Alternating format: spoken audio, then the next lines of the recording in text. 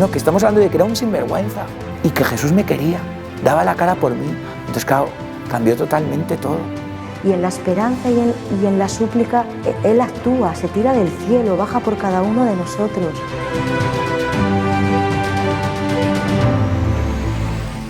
Bienvenidos amigos de Matermundi a un programa más. Hoy tenemos aquí con nosotros a Miquel Ormazábal, sacerdote de 25 años, ordenado recientemente en San Sebastián.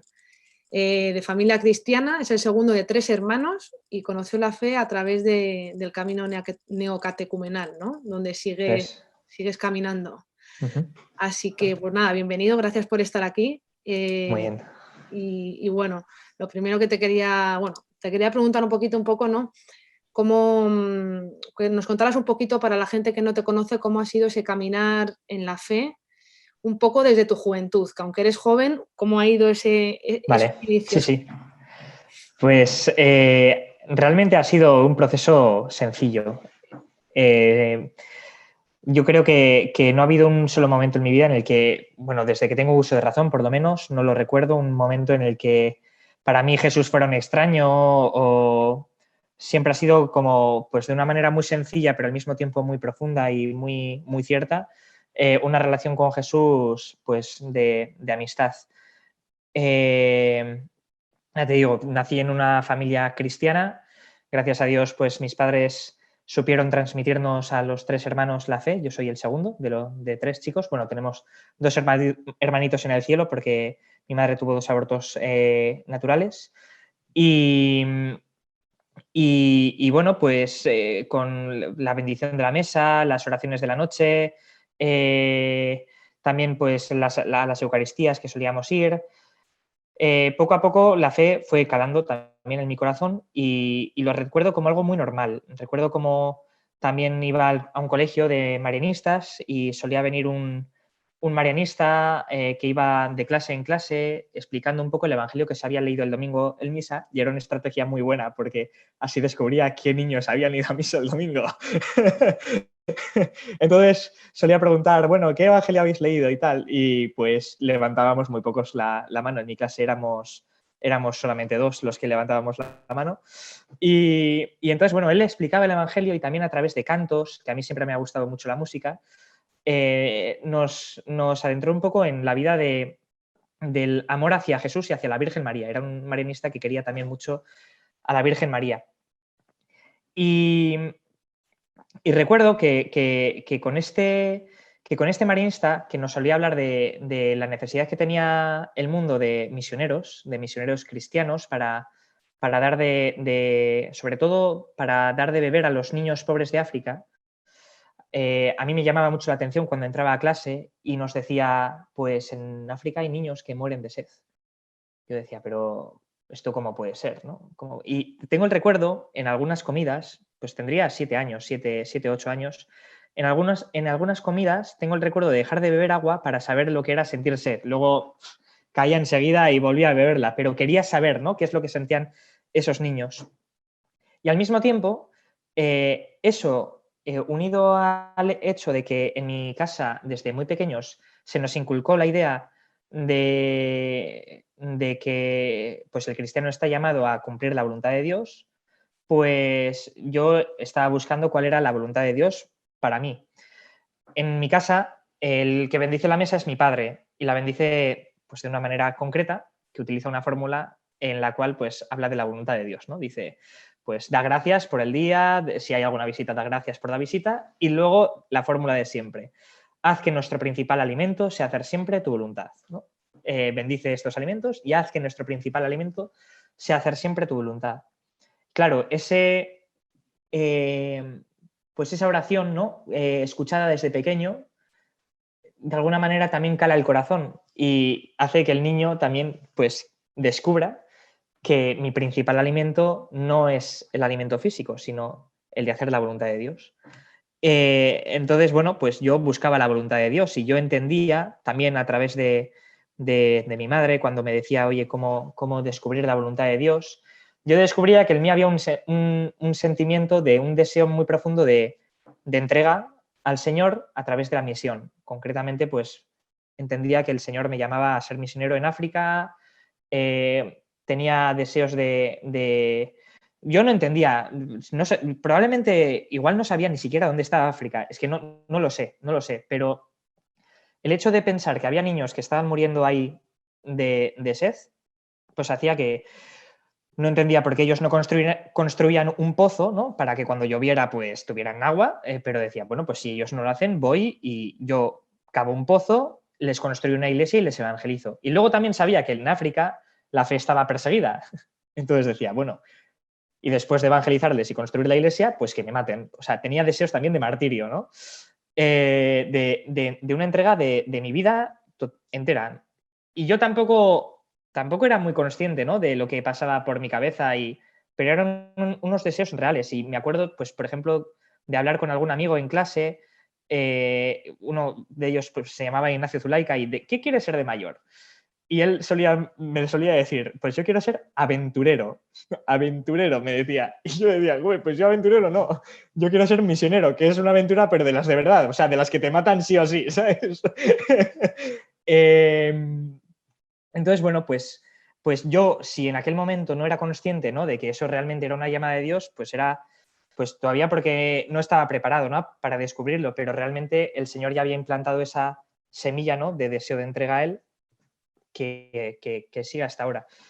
Luego, es verdad que esa vocación pues se fue, o sea, como fue tomando más forma, ¿no? Porque es verdad que al principio pues no tenía, era un poco así, sí, todavía informe, ¿no? Y me acuerdo que me hizo mucho bien un campamento, voy a hacer propaganda ahora, campamento del MEG, Movimiento Eucarístico Juvenil, que tenemos por aquí en Pamplona, en San Sebastián, sé que también en Andalucía también se hace, y que es un campamento que es una bendición para todos los niños que van, ¿no? Y yo recuerdo pues que con 11 años fui por primera vez a ese campamento y pues descubrí la imagen de un sacerdote que a mí me impresionó mucho, la alegría interior que tenía. Me impresionaba esa alegría interior que tenía y decía, joder, pues no sé, yo quiero ser como él, ¿no? Y bueno, cuando volví a casa, pues les dije a mis padres, oye, mira, yo quiero ser sacerdote. No les dije yo quiero ser sacerdote, les dije, Dios me llama a ser sacerdote. Y además se lo dije llorando, pensando, pues no me van a dejar, ¿no? Que era una tontería, porque era una tontería. Pero se lo dije llorando en plan de, esto queda, o sea, esto es serio, no os estoy bromeando. Dios quiere que yo sea sacerdote y yo voy a ser sacerdote. Y entonces, bueno, pues mis padres me dijeron, oye, Miquel, fenomenal, pero tienes que estudiar. Y nada, pues yo continué los estudios. En mi diócesis no tenemos la suerte todavía, espero que algún día la tengamos, de tener un seminario menor. O sea, yo habría sido el típico niño que le habría gustado entrar en un seminario menor. Pero no, yo seguí estudiando en el Colegio de los Marianistas. Luego mis padres me cambiaron de colegio porque entendían que, bueno, pues, y además, bueno, pues hubo algunos problemas, ¿no? En ese colegio. Tendríamos que había profesores que no vivían tampoco, pues, su vocación de maestros desde una concepción cristiana y pues mis padres no querían eso para los tres. Y nos cambiaron de colegio, fuimos a un colegio que se llama Erain, que es muy bueno, es un colegio de fomento, pues cercano a la obra, al Opus Dei.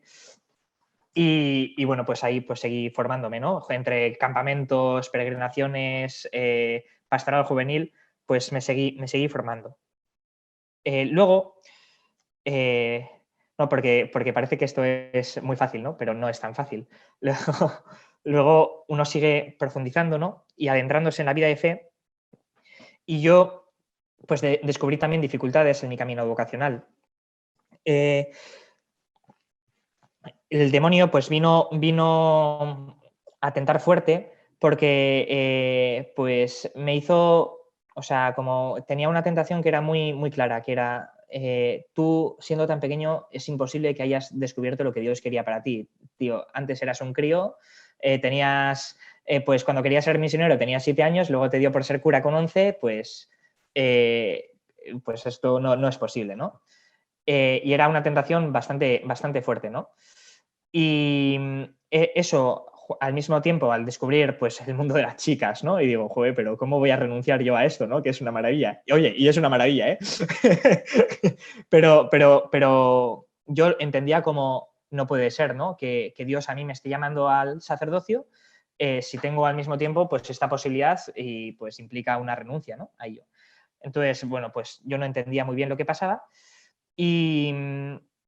pero aún así yo tenía clarísimo que yo tenía que cumplir la voluntad de Dios.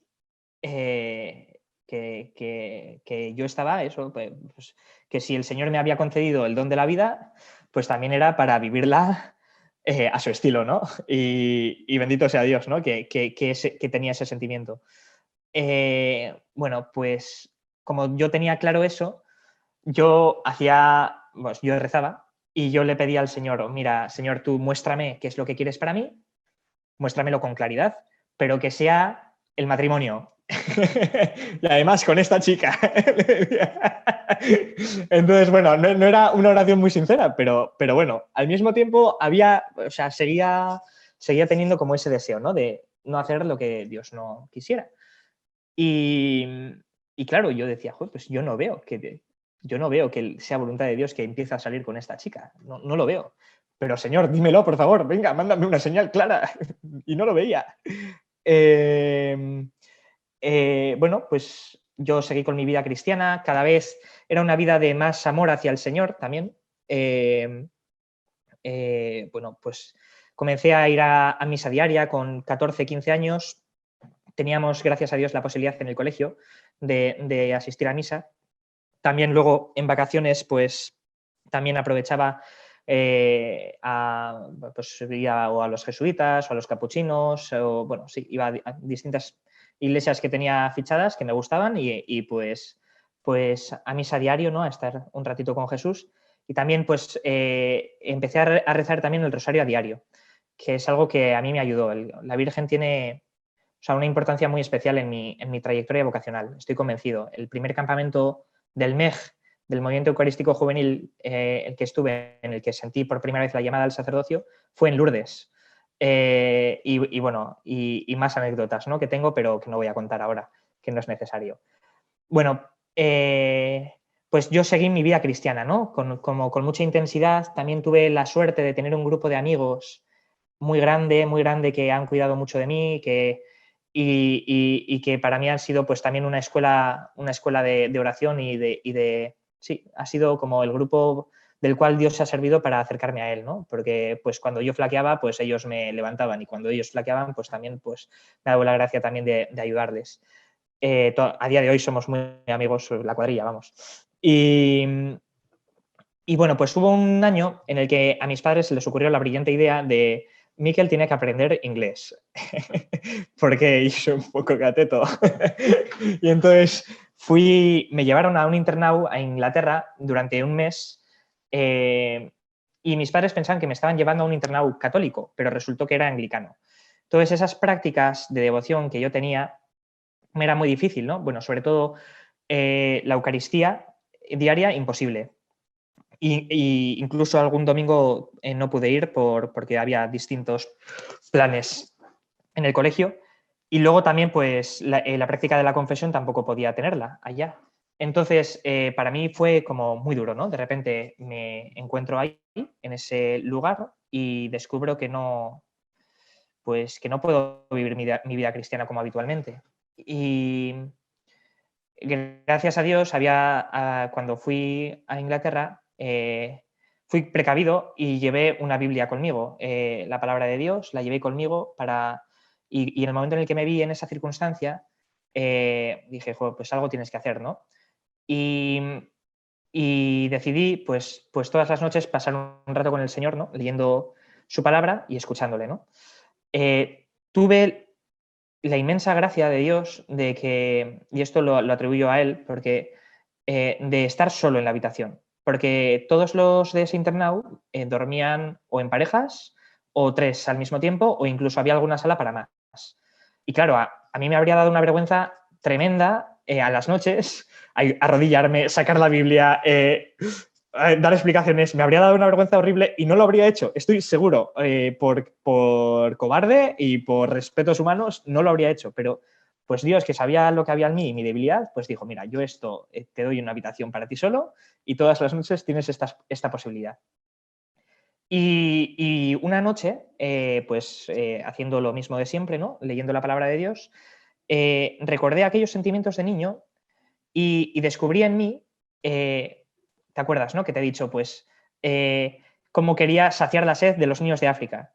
Pues descubrí en mí una sed nueva, ¿no? No podía ir a la Eucaristía, no podía confesarme, no podía vivir mi vida cristiana con mis amigos cristianos, compartir mi fe, no podía hacerlo. Y descubrí una sed de Dios que también había en mí. Y descubrí que esa sed no solamente la tenía yo, sino que la tiene todo el mundo, esa sed de Dios.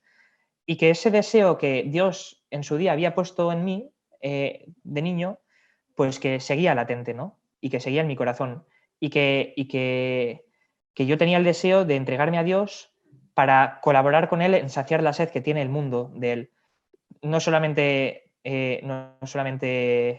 San Sebastián, sino toda Europa, ¿no? Decía, Europa se muere de sed, Inglaterra, pero ¿qué es esto? Un colegio anglicano en el que no tienen la Eucaristía, o sea, ¿pero qué es esto? Y nada, cuando volví, pues enseguida hablé con un sacerdote, porque cuando era pequeño no se lo había contado nunca a un sacerdote, hablé con un sacerdote y le dije, mira, esto se mueve en mí, ¿no? Y yo quiero ser sacerdote porque yo quiero ofrecer la Eucaristía al mundo y quiero también confesar a los que no puedan confesarse y yo esto es lo que quiero.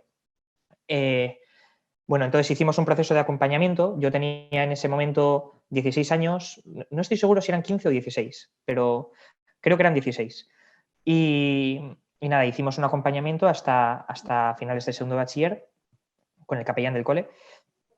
Y nada, y voy a contar una cosa que me parece muy bonita, porque son pequeños regalos que hace el Señor, ¿no? Como lo que te he dicho antes de estar solo en la habitación, que fue un regalo.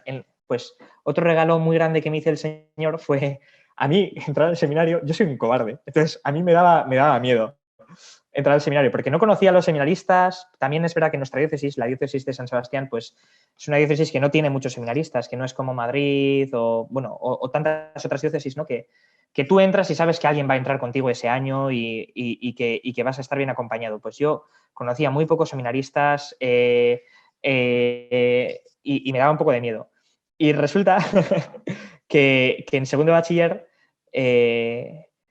antes de segundo de bachiller, incluso en primero de bachiller ya me lo dijo, uno de la cuadrilla, de mis mejores amigos, uno que estaba en mi misma clase, me dijo, oye, Miquel, que yo también voy a entrar al seminario.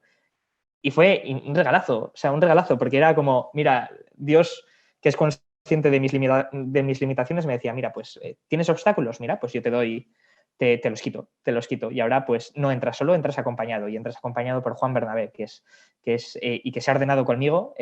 Nos hemos ordenado juntos, los dos de la misma cuadrilla, de la misma clase.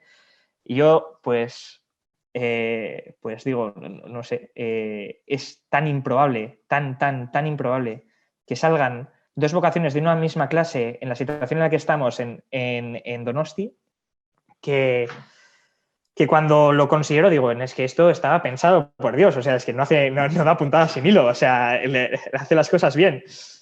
Y nada, luego un proceso de seminario también que ha sido muy, muy, muy bonito, muy intenso, también ha tenido sus momentos de cruz, pero, joder, porque claro, es que la vocación, no sé, pues hay que cimentarla.